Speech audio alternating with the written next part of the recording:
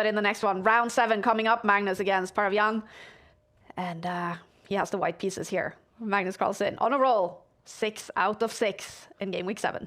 Yeah, Magnus gets the white pieces again. And here it's the Queen's Gambit accepted again. Very similar to the opening that Duda played against him until this last move. Black actually trades off a set of pawns, giving White an IQP, an isolated Queen's pawn, which might look weak on paper, but gives White a lot of space to maneuver with.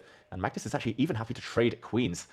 This isn't something I've seen before. This is a bit of an interesting, unique spin on what is a very well-known opening. Magnus takes the Queens off in order to go for quick development. The isolated pawn is weak, but he gets active piece play in return.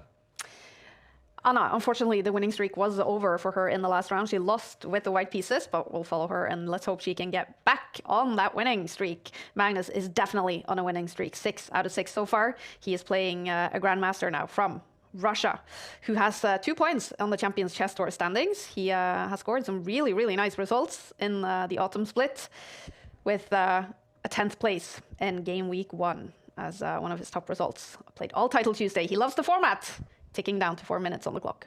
Yeah, he's one of the most active players on chess.com. He's always online, always playing Blitz, constantly David Paravyan.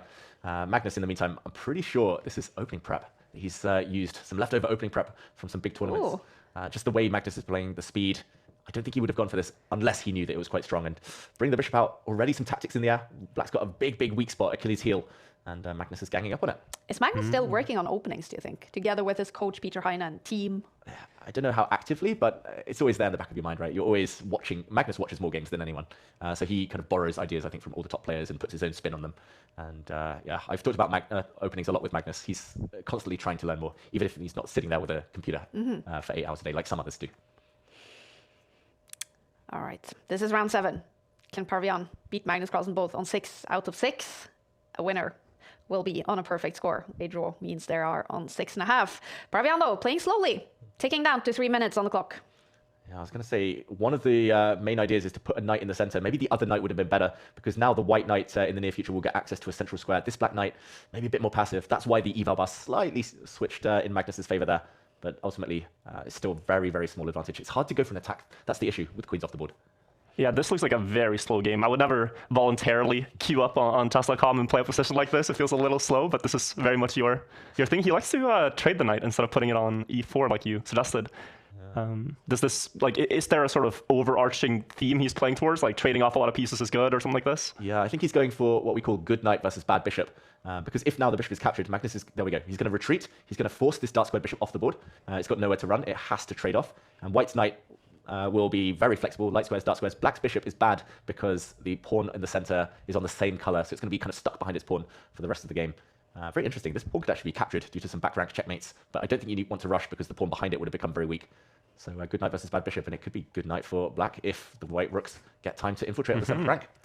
Look at that. A lot of people in the chat are wondering if Hikaru is playing, and also wondering if Hans Niemann is playing. Hans won Title Tuesday last week. He is busy playing the US Championships. Hikaru is busy traveling. So none of them, we actually have very few Americans playing today, obviously because of the US Championship, but that's going to affect them on the country standings. We are paying attention to that, and heading into game week 7, Russia was on top of the country standings. Paravyan is also fighting here for points to Russia. All right, Magnus now better on the bar. Yeah, this is really difficult to defend. I think, well, black was about to offer a trade of rooks, and it would have been impossible for Magnus to avoid that for too long. So now the white knight was keeping the black king honest, saying, okay, you have to step back. If the rook ever steps forward now, Magnus can give a check and escape. And Magnus has all the time in the world. Black's bishop is super stuck. That is a really bad bishop right now. So Magnus has all the time in the world to step forward with his pawns on this side, maybe even on the other side. He'll start improving the white king, maybe start zigzagging it forward later. And yeah, it's a matter of time before Magnus tries something. Whether it works is another question, but he's definitely the one in the driver's seat right now. Yeah, he's the one controlling the pace. Like, he has all the time to do what he wants, improve his position. Black kind of has to wait for his moves, right? Yeah, I quite like Black's last move, at least putting a pawn on the dark square. But Magnus, he's looking at ideas like stepping forward and grabbing a pawn with his knight later, but it doesn't quite work yet. He's just inching forward. There are 3 players on the perfect 6. Oh, what's happening here? Ooh, Magnus can play this move now. This is a misstep, I think, because now the black king is walked into a check. Rook takes pawn will come with a check. The white rook will drop back, and that would be a winning sequence for Magnus Carlsen. He'd win a pawn, and black is totally paralyzed. That is a pin along the 7th rank. The black bishop can't move, you drop pawns. The black rook can't move, you drop a pawn. If you take, you drop a pawn. Everything leads to an advantage now for Magnus. It's like the only move he could make, yeah. Process of elimination. That's how to calculate in chess. massively better now, Magnus Carlsen. He could be about to go up to 7 out of 7. And the Black King's in the kill zone. Oof. You had to play that move just to stop the White Knight coming in, and that Black King would have been trapped forever. So still fighting. Both of these players on the perfect score. So is Sina move ahead also on 6 out of 6 heading into round 7. He's right now playing the aggressive Arjun Aragaisi, and he's struggling. Arjun is a lot better in that game. The winner in this game will probably be the leader heading into round 8.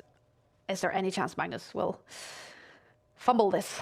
He needs to deliver checkmate, but he's going for it. And this is a very sneaky idea. If he can support this square, he's not threatening it yet, but if he can bring his king in and deliver this check, it's mate. The Black King has no squares. If he can push his pawn forward and do it, it's mate. So now, big threat. And as you say it, yeah, Paravyan sees it. He would have to give up the bishop, right? The only way to stop it. Unstoppable, yeah. Bishop check would drive the knight away temporarily, or you could drop it back, but the knight is so well placed. That's the worst bishop ever, the best knight ever. And we're going to see checkmate end this game. Magnus on 7 out of 7. Look at him! And we find another win. Yes, you do, Magnus. You find another win. 7 out of 7. Incredible from Magnus Carlsen. The results are perfect, David.